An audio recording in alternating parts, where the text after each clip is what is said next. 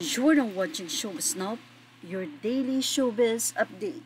Hanggang ngayon ay tila unbothered or deadma itong si Andrea Brillantes kahit na nga patuloy ang pag-unfollow ng mga malalapit na kaibigan ni Catherine Bernardo sa kanya, katulad na lamang nitong si Sofia Andres.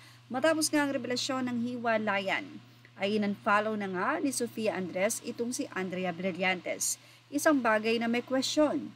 Kung malapit sila kay Catherine, ibig sabihin ito ay may alam na ang mga kaibigan. At dahil nga inamin na nitong si Catherine sa social media ang hiwalayan, kahit na nga ang hiwalayan niya or ang sinabi niya sa post ay hindi pa rin makasisira kay Daniel.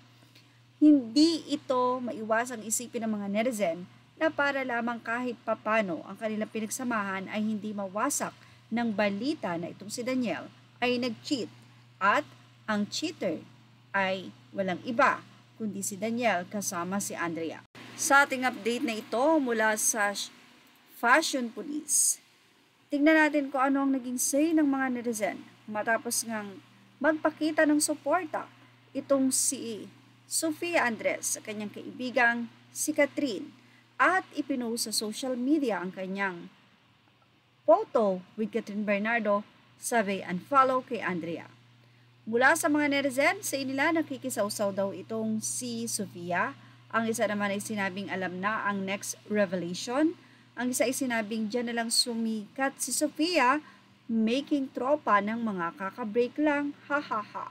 Say naman ang isa, following ba niya before? Sorry, not really into IG.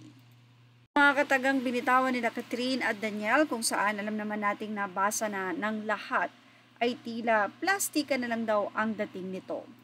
Kung tutuusin ay ibinalita ni Christopher Min na naghahati na nga daw ang mga abogado ni Catherine Bernardo at Daniel Padilla. Mukhang ang mga pinagsasaluhan nilang business o negosyong itinayo na magkasama ay magbubuwag na rin ngayon. Ibig sabihin lamang na desidido na rin talaga itong si Catherine na medyo dumistansya na talaga kay Daniel Padilla. Dahil kung hindi at wala talagang issue, ay magpapatuloy ang business for professionalism.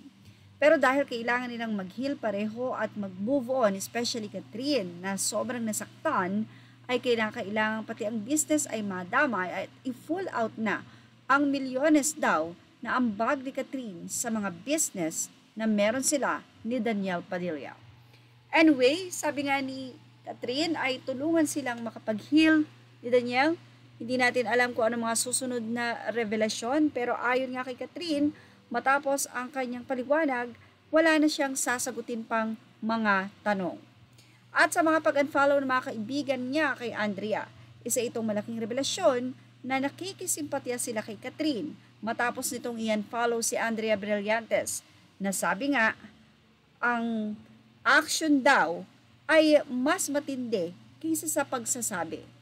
Well, action speaks louder than word. Yan natin Showbiz Now update. Images are all credit to the rightful owners and thank you for watching Showbiz Now.